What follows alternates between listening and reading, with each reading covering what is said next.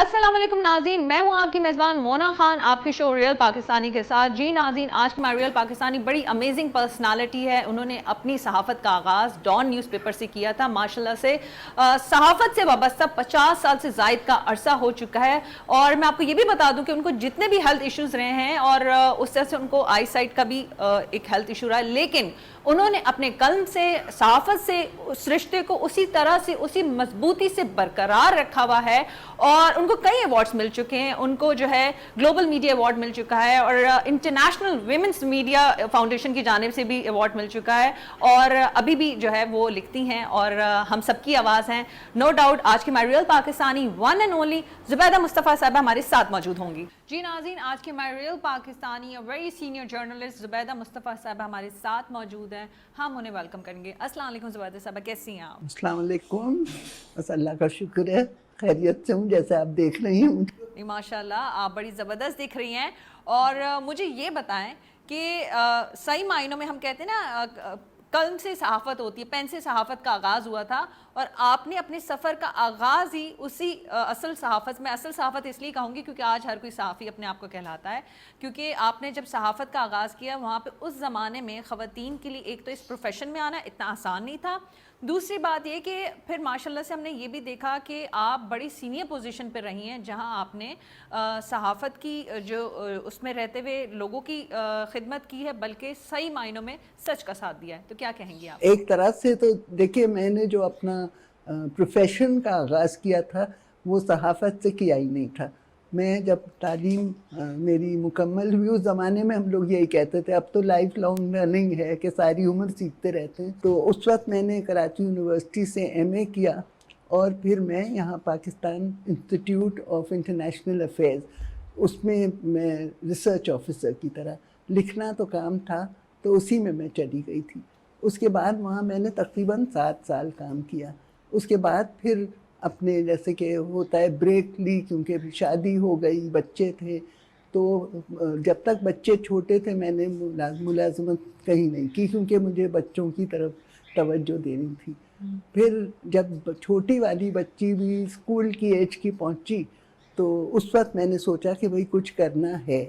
تو اتفاق سے اسی وقت ڈان اخبار، جو کہ آپ کو معلوم ہے کہ پاکستان کا سب سے بڑا انگریزی روزنامہ ہے، تو وہاں کے احمد علی خان صاحب جو ایڈیٹر تھے، اور یہ تو وہ بھی بہت ہی یعنی سب جانتے ہیں ان کو کیونکہ ان کا تو بہت بڑا مقام تھا صحافت میں. تو انہوں نے میرے یہاں میسج بھیجا کہ وہ ملنا چاہتے ہیں، تو اگر میں آ سکوں. تو میں چلی گئی کیونکہ میں سمجھی تھی کہ شاید وہ کچھ کالم لکھنے کو کہیں گے یا کچھ. تو وہاں انہوں نے مجھے جاب آفر کر دی. تو وہ مجھے خود، بلکہ میں فوراً تو جواب بھی کچھ نہیں دے سکی کیونکہ پھر خیر بات ہوئی اور بہت دلچسپ انٹرویو ہوا.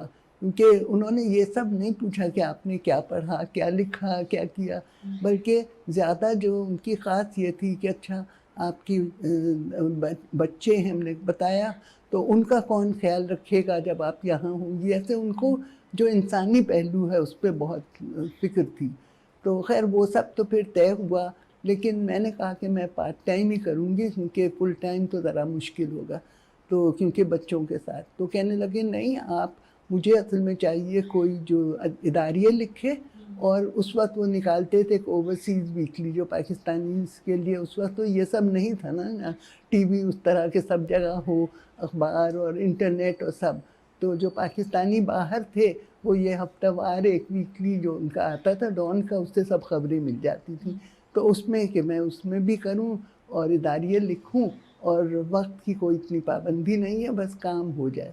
تو میں نے کہا ہاں وہ تو ٹھیک ہے. میں اتنا آرگنائز کرنے میں کافی ماہر تھی کہ بچوں کو کب اسکول چھوڑنا ہے، کب لانا ہے، ان کے ساتھ کتنا وقت گزارنا ہے، کیا ہے، پھر رات کو دیر تک بیٹھ کے کام بھی اپنا کر لو.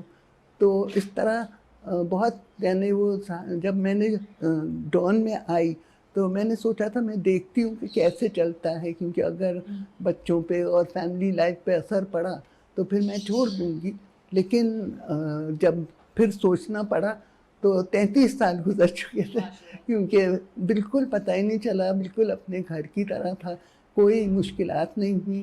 اور مونا میں یہ بھی آپ کو بتا دوں کہ ابھی جیسے میں یہ نہیں کہتی کہ لوگ غلط کہتے ہیں، لیکن ہمارے جو مرد کولیگ تھے انہوں نے بھی بہت ساتھ دیا. آپ کو ہم دیکھتے ہیں کامیاب والدہ، بیوی، اپنے پروفیشن میں ماشاءاللہ سے بہت کامیاب، اور کیونکہ آپ نے جس طرح سے بڑے اچھے انداز میں کہا کہ نہیں لوگ بڑے اچھے ملے آپ کو، بڑا آپ کے ساتھ سپورٹیو رہے، کوآپریٹ کیا، لیکن یہاں پہ ہم یہ بھی دیکھتے ہیں کہ آپ کو جو ہے جب آپ کی شادی بھی ہو گئی تو آپ کو کامن ویلتھ اسکالرشپ کی بھی اپرچونٹی ملی اور آپ گئیں، اور ویسے اٹس ویری ریئر کہ اس زمانے میں بھی لوگوں کو اس طرح کی اپرچونٹی ملتی تھی اور وہ باہر جاتے تھے. جیسے آپ لندن گئی تھی تو اس بارے میں بتائیں وہ کس طرح سے پھر آپ رہی تھی اور پھر آپ نے اپنی اسکالرشپ وہاں پہ جا کے.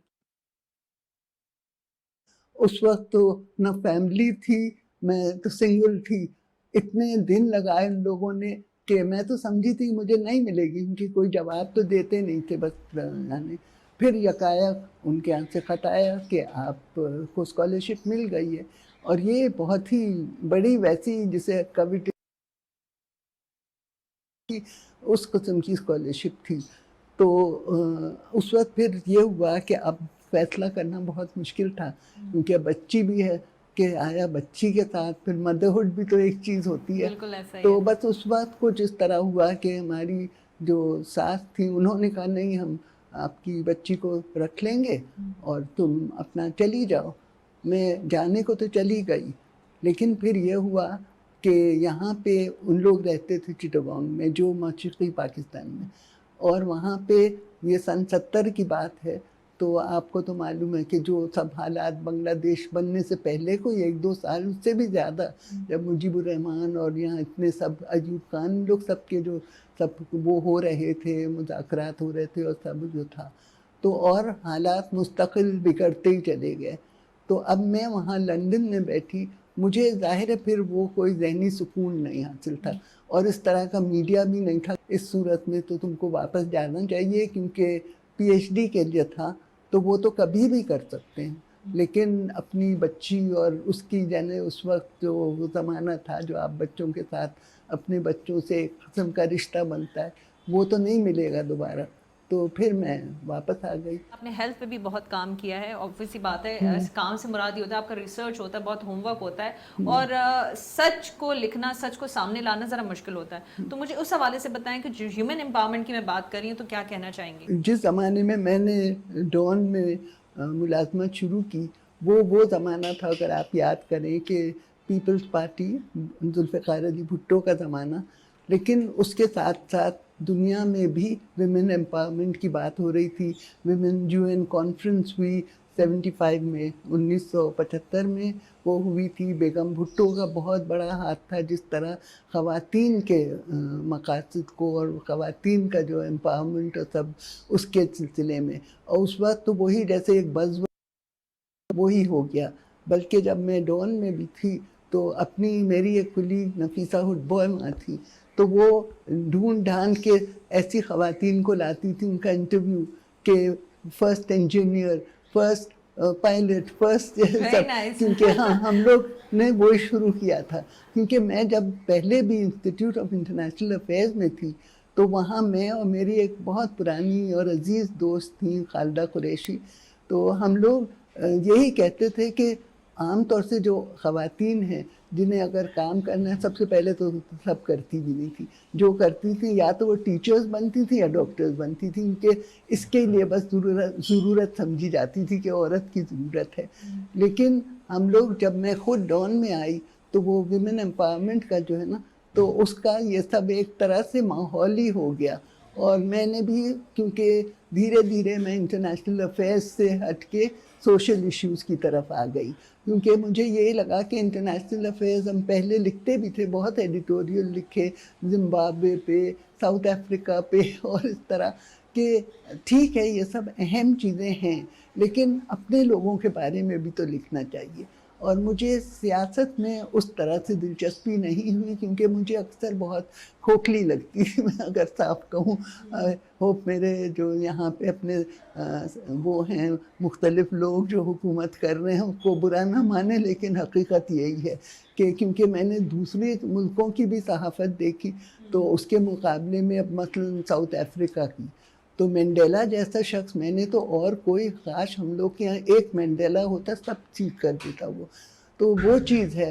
تو پھر میں نے یہی فیصلہ کیا کہ اس کے بجائے کہ یہ صحافت، اور صحافت کا مطلب صحافی ہو جاتا ہے، سوری صحافت نہیں بلکہ اس کا جو آپ کے پولیٹیشنز ہیں، تو اس میں اس کے بجائے میں اگر لوگوں کے باتوں میں بات کروں، لوگوں کے بارے میں، اور جو یہاں کے لوگ ہیں، جو عوام ہیں، اور وہ بھی عوام کے، کہ ان کے کیا مسائل ہیں، وہ کس طرح حل کیے جا سکتے ہیں، مجھے وہ زیادہ اچھا لگا کہ اس میں ایک کچھ سیکھنے کو بھی ملتا تھا، کیونکہ مجھے خود نہیں معلوم تھا، اور میں سیکھنے کے لیے سب جگہ خود چلی جاتی تھی۔ عام طور پہ ہم نے یہ بھی دیکھا کہ خواتین جابس تو کرتی تھی، لیکن ان کو ڈیسیشن میکرز میں یا ان کو لیڈرشپ میں اس طرح سے لوگ ایکسیپٹ نہیں کر پا رہے تھے اس زمانے کی بات کریں۔ ابھی بھی ذرا ٹف ٹائم ملتا ہے سب کو، لیکن اس وقت آپ نے اس پوزیشن پہ پہنچ کے باقی خواتین کے نہ صرف دروازے کھولے بلکہ اور خواتین کو بھی انکریج کیا کہ یہ میڈیا میں کام کرنا، چاہے وہ پرنٹ ہو، اوبیسلی بتا پرنٹ میں کام کرتی تھی، کہ خواتین جرنلزم میں آ بھی سکتی ہیں اور کام بھی کر سکتی ہیں۔ تو کیا کہنا چاہیں گے آپ اس پر؟ نہیں، اس وقت یہ تو ہے کہ بہت کم خواتین تھیں، اور وہ اکا دکا کبھی کچھ ہوتی تھیں، پھر کبھی جیسے ڈان میں ایک رپورٹر تھیں، پھر وہ نہیں تھیں جب میں گئی، تو میں کہوں گی کہ بس آدھی اس طرح کے پارٹ ٹائم ایک صاحبہ ہفتے میں 1-2 دفعہ آ کے اور جو خواتین کا صفحہ تھا وہ دیکھ لیتی تھی۔ لیکن کچھ تو یہ ہے کہ مجھے جہاں موقع ملا، میں نے ان لوگوں سے کہا کہیں جاب ہے، کچھ ہے، تو میں بتا دیتی تھی تاکہ پھر ان کو اپنی میرٹ کے پہ لیا جا سکے۔ یہ میں بالکل نہیں کہوں گی کہ سفارش کی وجہ سے آئیں، لیکن موقع ملا، اپرچونٹی ملی، اور اس سے یہ ظاہر ہوتا ہے کہ خواتین میں کتنی ایبلٹی ہے، لوگ کیا کر سکتی ہیں، اور اکثر موقع نہ ملنے کی وجہ، یا موقع دیا نہیں جاتا ہے تو پیچھے رہ جاتی ہیں۔ لیکن اگر ان کو موقع ملے تو وہ بھی مقابلہ کر سکتی ہیں برابری سے اور آ سکتی ہیں۔ تو یہ تو میں ضرور کہوں گی، کم سے کم ڈان میں، کہ بہت ساری اس طرح آئیں، جیسے ان کو پتہ تھا تو ان کو بتا دیتے تھے کہ بھائی تم اپلائی کرو، پتہ کرو۔ ادھر بھی کہہ دیتے ہیں بھائی آپ دیکھیے یہ صاحبہ ہیں، شاید یہ کسی کام کی نکلے۔ پھر فیصلہ تو ایڈیٹر اور لوگ اپنے جو لوگ یعنی جن کے ڈپارٹمنٹ میں ہیں وہ لوگ کرتے تھے۔ اور جب اتنی خواتین آئیں تو ڈان تو لیڈر ہی کہلایا جاتا تھا، تو پھر اور جگہ بھی ہونے لگا کہ بھائی وہاں آ رہی ہیں، تو پھر انہوں نے بھی لینا شروع کیا۔ پھر اس کے بعد ٹی وی سے تو پوری دنیا ہی بدل گئی، کیونکہ وہاں تو وہ خواتین کے چہرے چاہتے ہیں۔ اب میں کہہ نہیں سکتی کہ کتنا یہ ہوتا ہے کہ مجھے جس چیز کا بہت وہ ہے کہ جو ڈیسیشن میکنگ کہتے ہیں نا، جو فیصلے۔ آپ یہ بتائیں کہ کیسا لگتا ہے، کیونکہ ایک تو یہ کہ ہم ابھی تک انٹرنیشنلی جب خواتین، پاکستانی خاتون کا تصور جب پیش کیا جاتا ہے، وہ ابھی تک کہتا ہے کہ سوچا جاتا ہے کہ نہیں وہ تو ابھی بھی گھروں میں ہی رہتی ہیں، کام کرنے والی ہیں، وہ اس جگہ پہ اتنی کانفیڈنٹ نہیں ہے۔ لیکن آپ نے اس وقت، میں پرانے وقت میں اس لیے جاتی ہوں کیونکہ اور زیادہ مشکل ٹائم تھا، تو کیسا لگتا تھا جب آپ پاکستان کی نمائندگی کرتی تھی اور بتاتی تھی کہ you are a female journalist from all the way from Pakistan, تو کیسا فیڈ بیک آتا تھا، کس طرح سے جو ہے آپ ان چیزوں کو، وہ جو لوگوں کی فیڈ بیک ہوتی تھی، کس طرح سے لیتی تھی؟ ایکچولی یہ چیز تو مجھے سب سے زیادہ اس وقت لگی جب میں ڈان میں تھی، تو ایک ہم لوگوں نے پروجیکٹ شروع کیا تھا۔ شروع تو وہ فرانسیسی ایک جرنلسٹ تھے، انہوں نے کیا، کہ وہ زمانہ تھا 1970 کی دہائی اور 80s کا کہیں، کہ جب کہ نارتھ ساؤتھ ڈائلاگ، اب پتہ نہیں آج کل تو شاید لوگ یہ سمجھے بھی نہیں، لیکن نارتھ ساؤتھ ڈائلاگ کا مطلب یہ تھا کہ جو جیسے ایسے ممالک جو کہ ڈیولپڈ ہیں، جو ترقی یافتہ ہیں، تو ان لوگ تو ہر چیز پہ قابض تھے نا، چاہے میڈیا ہو، جو بھی ہو۔ اور پھر ساؤتھ جو ڈیولپنگ کنٹریز ہیں، تو ان کا میسیج، ان کا پیغام اس طرح پہنچتا نہیں تھا دنیا بھر کے میڈیا میں۔ تو اس وقت یہ تھا کہ کسی طرح اس میں کچھ کیا جائے، تو یونائٹڈ نیشن میں بھی اس کا بہت ذکر تھا۔ تو اس وقت انہوں نے کیا، یہ جو ایک صاحب تھے فرانسیسی لیمون جو اخبار ہے وہاں کا، اس کے وہ ریٹائر ہوئے تھے، فورن ایڈیٹر تھے، تو انہوں نے، ان کا خیال یہ تھا کہ ہم لوگ اخبار مل کے اور یہ پروجیکٹ کریں تاکہ ایک دوسرے کے پوائنٹ آف ویو، جو نظریات ہیں وہ سمجھ پائیں، کہ جو ویسٹرن مغربی ممالک ہیں وہ، اور جو جیسے یہاں کے ہیں۔ اب اس میں کوئی 16 اخبار تھے، جس میں جیسے کہ یو ایس کا تو نہیں آیا نہ برطانیہ کا آیا، کیونکہ یہ ذرا سا ویسا خیال تھا ان کے لیے بہت مناسب نہیں تھا. آپ سمجھ جائیں وجہ کیا ہے. لیکن یہ فرانسیسی تھے، لیمون خود ہی بہت بڑا اخبار تھا، تو اس کے تھے، اٹلی کا تھا اور جرمنی کا تھا، یہ بہت سارے اس طرح کے تھے. یوگوسلاویہ کا تھا، اس زمانے میں تو یوگوسلاویہ ایک وہ تھا، ملک تھا. اور ہم لوگ جیسے پاکستان تھے، انڈیا تھا، اور بھی بہت سارے افریقن بہت سے ممالک تھے، ایجپٹ کا تھا. اور تو اس میں ہم لوگ مل کے جیسے میٹنگ ہوتی تھی، 3 مہینے پہ میٹنگز ہوتی تھی، اور فیصلہ کرتے تھے کہ پھر سپلیمنٹ نکالیں گے، اور اس میں جو ہم جیسے ڈان جو بھی لکھے گا تو وہ ان اخباروں میں بھی چھپے گا، تاکہ ان کے جو ریڈرز ہیں ان کو پتہ چلے کہ ڈان میں جو پاکستان کے صحافی ہیں وہ ظاہر اپنے یہاں کے بارے میں لکھتے تھے، تو انہیں پاکستان کے بھی بارے میں پتہ چلے، اور ان کے ہم لوگ کے یہاں بھی چھپتا تھا تو چلو وہ بھی پتہ چلے. حالانکہ ویسٹ کا تو ویسے ہی اتنی یہاں سب ایجنسیز وغیرہ سے ملتا تھا، لیکن ٹھیک ہے یہ ہے. تو اس وقت میں جب میٹنگ کے لیے جاتی تھی تو اس وقت مجھے سب سے زیادہ لگا، کیونکہ لوگ کو بہت تعجب ہوتا تھا. سب سے پہلے تو وہ ضیاء الحق کا زمانہ تھا نا، تو اس لیے اور بھی کہ اچھا آپ لوگ وہ جس قسم کے سوال کرتے تھے مجھے بہت ہنسی بھی آتی تھی. اچھا آپ گھر سے نکل سکتی ہیں، آپ کو سر نہیں ڈھانکنا پڑتا ہے یا اس قسم کی چیزیں. تو اس سے انداز ان کو ہونے لگا کہ نہیں، پاکستان میں کی دنیا کچھ اور بھی ہے اور خواتین ایسی بھی ہیں. اب رہا جہاں تک ایوارڈز کا، تو وہ تو ایک طرح سے اس طرح کی تو وہ حیرت انگیز نہیں تھی، کیونکہ جیسے مجھے جو انٹرنیشنل ویمن میڈیا فاؤنڈیشن کا ایوارڈ ملا تو وہ تو تھا ہی خواتین کے لیے، اور اس میں بہت یعنی یہ تھا کہ زیادہ جو دیا انہوں نے تو اپنے لیے تو یہ ہے کہ ظاہر خود کو تو بہت مسرت بھی ہوتی ہے، اور لیکن مجھے ہمیشہ اس چیز کا احساس رہا کہ یہ چلو میں نے جو کیا وہ اتفاق تھا کہ میں تھی، کوئی بھی ہو سکتا تھا، لیکن یہ صحافت کے لیے ہے، صحافیوں کے لیے ہے. اور بلکہ میں نے تو اکثر خواتین کا بھی نہیں سوچا، میں نے کہ مرد صحافی بھی ہیں تو سب مل کے، یہ ایک پروفیشن ہے، ہم لوگ مل کے کام کرتے ہیں. اور تو لہٰذا میں نے ہمیشہ یعنی سب کی طرف سے، جیسے اس کو جب ایکسیپٹ کرنا ہوتا ہے نا، ایوارڈ ملتا ہے، تو تقریر میں سب کو ایکنالج کیا. اور اس لیے کیونکہ میرا خیال تھا کہ میں ایک انہی کا جزو ہوں، اور وہ رہ کے ٹھیک ہے مجھے یہ عزت ملی، لیکن یہ اصل میں سب کے لیے ہے. یہ بھی آپ کی کتاب ہے، تو آپ نے کتاب سے بھی جو ہے وہ کتابیں بھی لکھی گئی ہیں، تو اس بارے میں کیا کہیں گی؟ اور اس میں آپ کے ساتھ، اس کتاب کے ساتھ میں ایک دوسری بھی چیز ذکر کرنا چاہوں گی، آپ کے ہیلتھ ایشوز کو رکھتے ہوئے بھی، کہ آپ نے اوبویسلی بات ہے انسان کی ہیلتھ ہوتی ہے تو ساری چیزیں انسان مینیج کر پاتا ہے، لیکن آپ نے پھر بھی اس چیز کو رکھتے ہوئے اپنے کام سے وہ محبت، وہ رشتہ ہمیشہ برقرار رکھا. تو کیا کہنا چاہیں گے آپ؟ اگر صحافت میں جس چیز کی خواتین کے لیے تو بہت جو بھی اس پہ اثر پڑا، لیکن ایک چیز کا تو میں پھر بھی کہوں گی، کیونکہ لوگ وہ نہیں اتنا یاد رکھتے.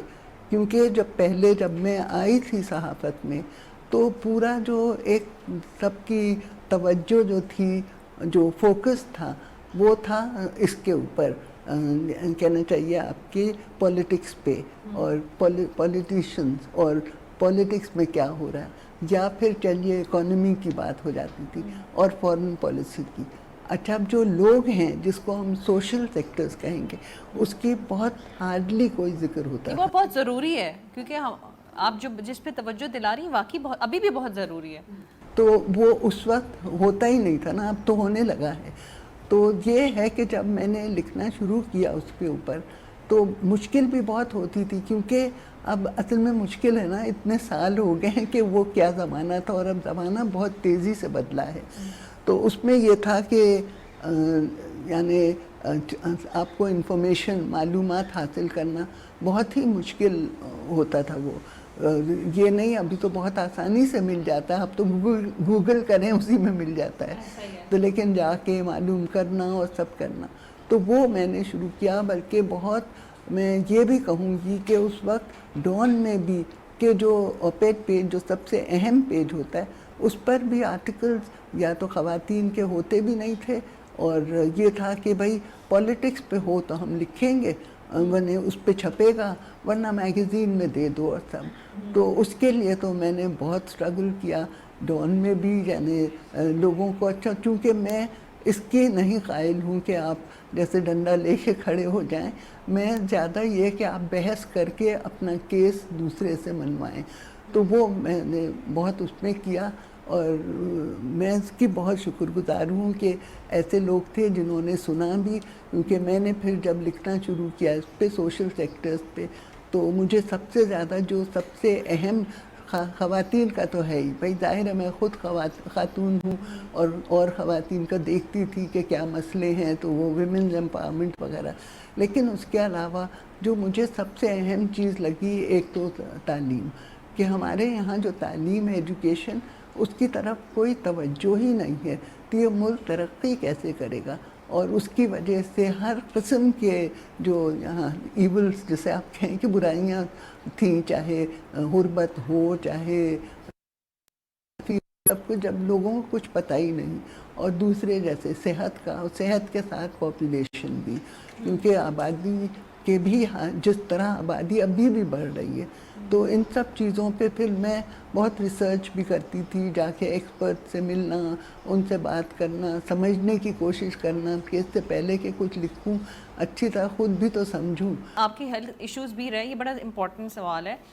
उसमें भी आपने अपनी सहाफ़त से, अपने कलम से अपना रिश्ते को बरकरार रखा, और जो है उस तरह से होता है ना इंसान के, नहीं आई नीड रेस्ट, तो आपने उस पर कभी तवज्जो नहीं दी। अपने सुकून, ज़िंदगी में सुकून हो, एक इंसान कहता है कि नहीं अब बहुत ज़्यादा सहाफ़त कर लिया, इस बारे में आप क्या कहेंगी? मुझे इतना अच्छा लगता है इस पे लिखना और सोचना, नए जैसे वो भी देना कि हल कि अच्छा इस तरह कर सकते हैं। मैं उसी में लगी भी रहती हूँ, अक्सर जहाँ मुमकिन होता है छोटे छोटे एक्सपेरिमेंट्स भी कर लेती हूँ। अब मसलन जैसे मैं बहुत सालों से ये कह रही हूँ, बल्कि एक किताब भी इस पे लिखी थी, tyranny of language in education, और मेरा कहना ये है कि हम पाकिस्तान के हालात में अंग्रेज़ी जो है ना, वो तो वैसे ही भी एक इंटरनेशनल लैंग्वेज है, ज़रूरी है, लेकिन जो हम लोग बच्चे को शुरू करते हैं कि इंग्लिश मीडियम में पढ़ाएंगे, ये गलत है, क्योंकि बच्चे को तो अंग्रेज़ी नहीं आती,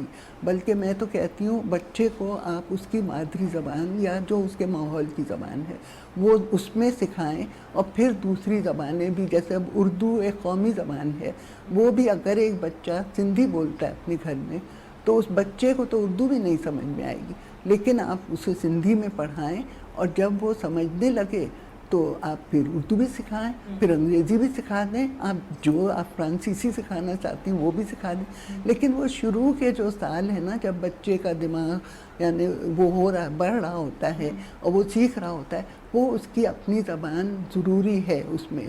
तो ये मैं तो कहती आ रही थी, अब पता नहीं किस हद तक लोगों ने, यानी तब्दीली यूँ नहीं आई, लेकिन कुछ तब्दीली यूँ आई कि अब लोग ज़्यादा उर्दू में कर रहे हैं, लेकिन तालीम में फिर भी वो अंग्रेज़ी को ला के, जिस तरह से हमारे देखने वाले हैं, ऐसे बहुत सारे बच्चे हैं जो अभी जर्नलिज्म में जाना चाह रहे होंगे, डिसाइड कर रहे होंगे कि नहीं हमें भी जर्नलिस्ट बनना है, और कुछ तो बन भी चुके होंगे नए नए तो उनके लिए आप क्या पैगाम देना चाहेंगे? एक तो ये याद रखें कि सच बोलना चाहिए, सच का तो दामन कभी आप ना छोड़े, कोई भी जर्नलिस्ट, क्या मैं तो कहती हूँ हर शख्स, लेकिन जर्नलिस्ट को तो बहुत मौके हैं कि आप आसानी से झूठ बोल सकते हैं बगैर पकड़े भी ना जाएं, लेकिन अगर आपका अपना ज़मीर है तो आप उसको उसका ख्याल रखें कि ज़मीर है और ये झूठ नहीं बोलना है।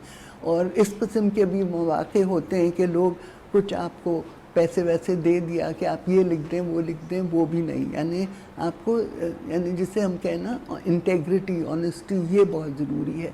और उसके बाद ये कि ये सोचें कि अगर हम जर्नलिज्म में जा रहे हैं तो अक्सर लोग समझते हैं उससे फ़ायदे होंगे, सब वो सब सोच के ना जाएं। जी बहुत शुक्रिया ज़ुबैदा साहबा आपके वक्त के लिए, और इतना प्यारा आपने मैसेज दिया। मैं अपने नाज़रीन से भी मुखातिब होना चाहूँगी। जी नाज़रीन, जिस तरह से ज़ुबैदा मुस्तफ़ा साहबा ने ज़मीर की बात की, और काफ़ी दिनों के बाद ये वर्ड मैंने सुना, मेरे कानों तक पहुँचा, और ये जो वर्ड था हमारी ज़िंदगी में आम तौर पर हम इस्तेमाल करते रहते थे, कहते थे तुम्हारा ज़मीर ज़िंदा है। तो ये जो ज़मीर है कहीं ना कहीं लोगों का सो जाता है, या हम उस पर बात नहीं करते। प्लीज़ इसको साथ रखें, ये बड़ा ज़रूरी होता है, क्योंकि ज़िंदगी में आप जिस फील्ड में भी काम करेंगे और आपके साथ आपका ज़मीर रहेगा, तो تو آپ بہترین کام کریں گے اور ایمانداری کے ساتھ کام کریں گے. اور اسی بات کے ساتھ اپنا بہت خیال رکھیں. مجھے مونا خان کو اجازت دیجیے گا. پاکستان زندہ باد.